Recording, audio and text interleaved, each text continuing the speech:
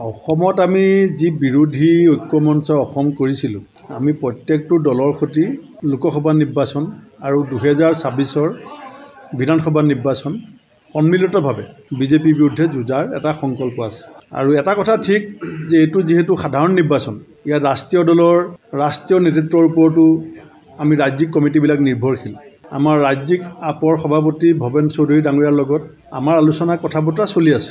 ৰাষ্ট্ৰীয় নেতৃত্বই আপৰ ফালৰ পৰা যি 3জন প্ৰাৰ্থী ঘোষণা কৰিছে, সেইটো তেখেতসকলৰ দলৰ সিদ্ধান্ত, তাত মই বিশেষ ক'বলগীয়া নাই। কিন্তু অসমৰ চাৰিসীমাৰ ভিতৰত আমাৰ ফালৰ পৰা আমি নমিনেশ্যনৰ উইথড্ৰয়েলৰ শেষৰ মুহূৰ্তলৈকে চেষ্টা কৰিম, যাতে আমি বুজাবুজিৰে ইলেকশ্যন খেলিব পাৰোঁ। সেইকাৰণে মই আশা নেৰোঁ, মই আশা পুহি ৰাখিম যে আমাৰ সকলোৰে শুভবুদ্ধি হ'ব। বিজেপিক প্ৰতিহত কৰাৰ স্বাৰ্থত আমি ঐক্যমতত উপনীত হ'ব লাগিব।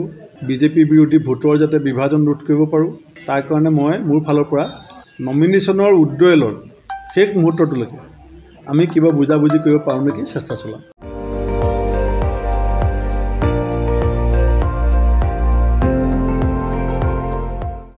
আপুনি চাই আছে ND24, সৰ্বশ্ৰেষ্ঠ নহয় সৰ্বোত্তমৰ দৌৰ।